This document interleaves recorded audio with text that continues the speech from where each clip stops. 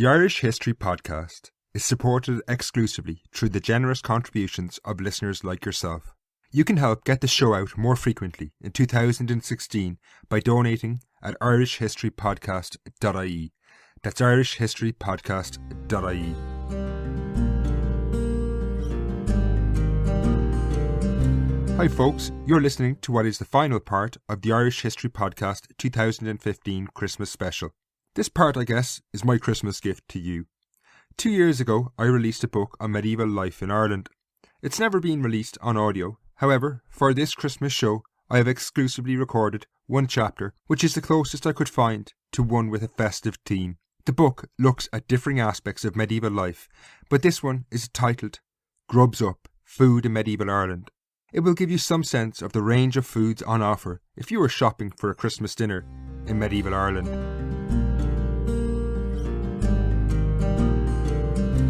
During the summers of plenty, late medieval Ireland was a land abundant with food.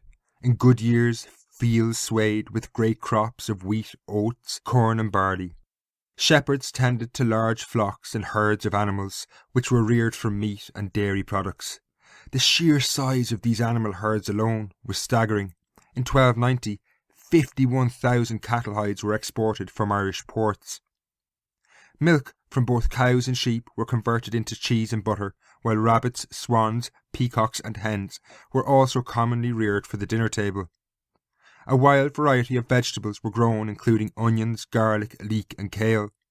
While the countryside supplied many staples of the medieval diet, an even wider variety of foods were available for purchase in urban markets. The numerous coastal ports attracted fishermen who brought ashore large stocks of fish. Salmon and eel were particularly popular. When not consumed immediately, fish was preserved through salting so it could be exported. While pigs were common in the countryside, they were also a feature of everyday life in towns and cities. Indeed, they were a constant nuisance in urban environments and their owners were subject to laws to keep them under control. Once slaughtered, these pigs were eaten as pork or salted as bacon. It was at the docks of port towns that some of the most unusual foods arrived in Ireland. Far from the banal diet we might expect, delicacies were imported in large quantities. Wine and salt arrived from western France. Rice grown in the Mediterranean was eaten in Dublin, frequently flavoured with almond milk. There were also even more exotic goods. Ginger, pepper, cinnamon and cloves were imported from Asia and available in 14th century Ireland. While the food markets of medieval Dublin could whet even the modern appetite, most people who lived in the city never experienced the more exotic and tasty foods. A person's access to wealth and their status in medieval society determined their diet. The sharp contrast in the differing foods various social classes ate can be seen when we look at the diet of two contemporaries from the period. The first is Gilbert de Bullignop, a member of the elite of medieval society in Ireland. Gilbert was the prior of one of the richest religious foundations in Dublin, the Priory of the Holy Trinity, between 1337 and 1343. The Priory of the Holy Trinity is better known today as Christ Church. As prior, Gilbert was one of the most important figures in medieval Ireland. He frequently attended and, on occasion, hosted meetings of the medieval Irish Parliament. He also had access to great wealth, as he ruled over one of the oldest religious institutions in Dublin. At the other end of the medieval spectrum was a man called Robert le Driver. Robert lived on the prior's lands at Grangegorman, which was situated just outside Oxman Town, the northern suburb of medieval Dublin. Robert worked as a driver of a plough team. His name, Driver, derived from his work. His meagre annual salary came to 60 pence, which in 1343 was supplemented by an extra 4p. His greatest single outlay was rent for the cottage he held from the priory, which cost him 12 pence a year. While Robert was by no means the poorest in medieval Dublin, he nonetheless lived in an entirely different world to Prior Gilbert. This contrast was starkly obvious in what they ate. Prior Gilbert could afford to eat whatever foods took his fancy, and the delicacies of Dublin's food markets were at his disposal. From surviving priory accounts, we know that on a Thursday in Lent 1338, Gilbert was joined by Hugh de Saltu, a canon from the nearby St. Patrick's Cathedral. As it was Lent, the ecclesiastics could not eat meat, but nonetheless they enjoyed a sumptuous meal that included bread, wine, ale, herrings, turbot, plaice and trout, all of which cost over 25 pence. For dessert they supped on rice in almond milk. The rice and almonds cost a further 4 pence. This one meal alone cost nearly half of Robert le Driver's annual salary. Spending 4 pence on rice and almonds was a luxury, but this was by no means the only extravagance the prior enjoyed. He also ate foods flavoured by ginger and saffron, and also olive oil. On another occasion he dined on imported figs. When not constrained by Lenten prohibition, the prior enjoyed fine meals of meat. In early 1338, on the feast of St. Agnes the Virgin, he ate with the proctors John Welsh and Walter Brehenoch. They enjoyed a meal of 2 cooked capons, which are roosters castrated when young, and mutilation that produces succulent meat. These were accompanied by other assorted roast meats, which all cost 11 pence. On other occasions he enjoyed pasties, pies, roast fowl, and salted eels. This diet was by no means limited to just one lavish prior. Similar accounts are recorded in the satirical poem The Land of Cockaigne, written in the 14th century, most likely by an anonymous Franciscan. The author attacked the lavishness of a neighbouring religious house of the wealthy Cistercian order. In the satire he mentions numerous dishes enjoyed by the Cistercians, which included larks cooked in cinnamon and cloves, and geese cooked in garlic.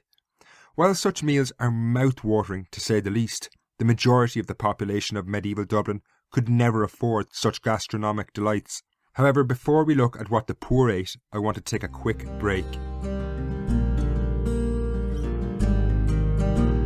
As I had mentioned in the last episode, this podcast only works through the support of listeners like you.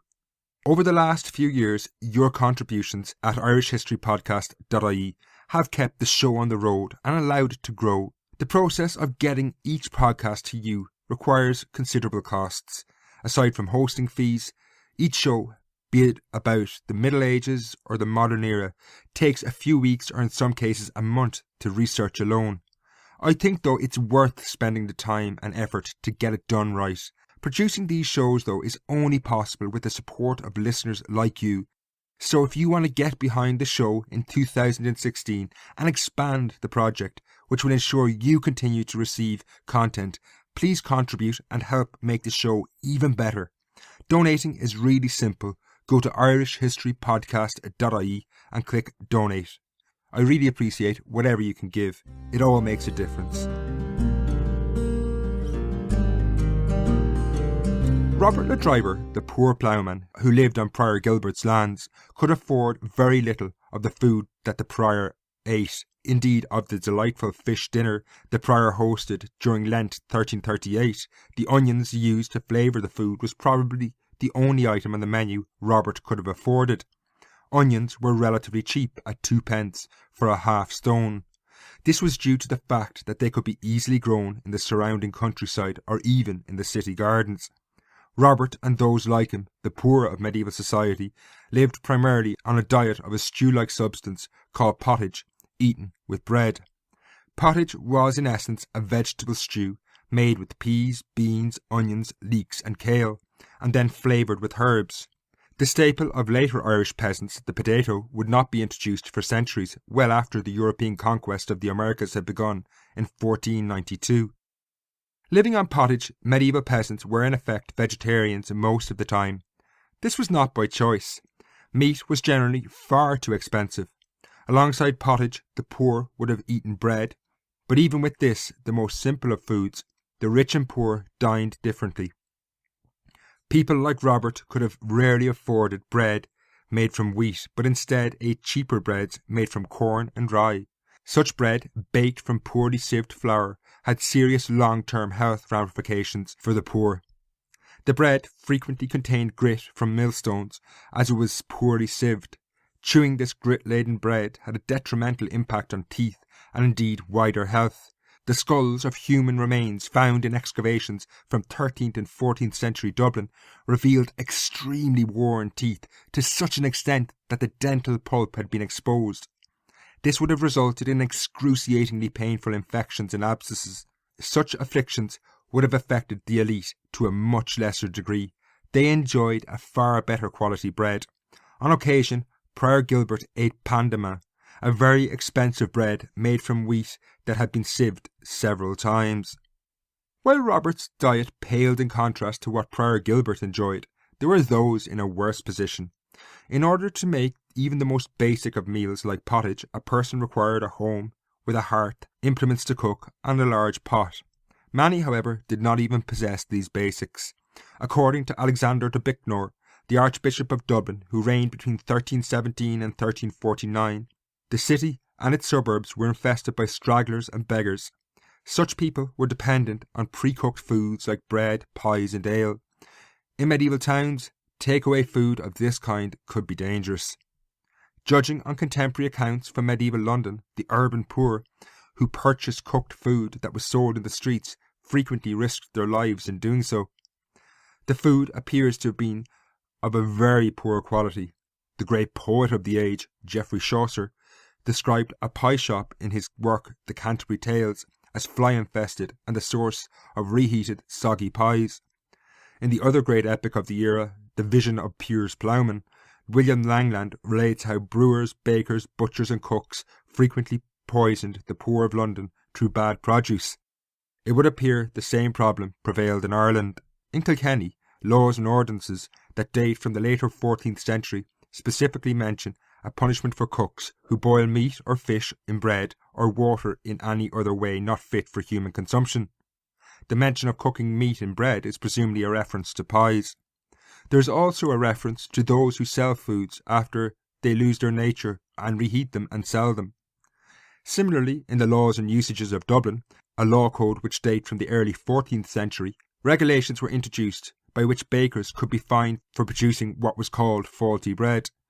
Punishments against brewers who made poor quality ale were also common.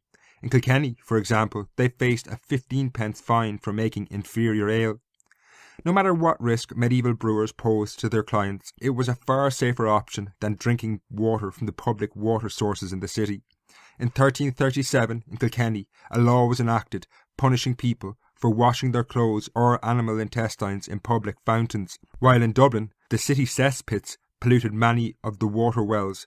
Cesspits were in effect a cross between a toilet and a rubbish bin. It's clear food in the medieval era was as highly segregated as society itself. People like Robert le Driver, or the stragglers and beggars of medieval Dublin, had as much chance of eating most of the foodstuffs to be found on Prior Gilbert's table as they did of sitting at that table. They were consigned to eating what was available to them. Some, like Robert, could live relatively healthy lives on pottage as long as there were not food shortages. Those at the very bottom of society ran a gauntlet every day by risking the cooked food on medieval city streets. There's where I'm going to leave the show for this year, folks. As I said, you can help build the show in the coming year for 2016 by contributing at irishhistorypodcast.ie. I hope you and yours enjoy Christmas whatever way you celebrate it. In early 2016, I will be back with the next instalment of the Castlecomer Coalfield series. Until 2016, Slán.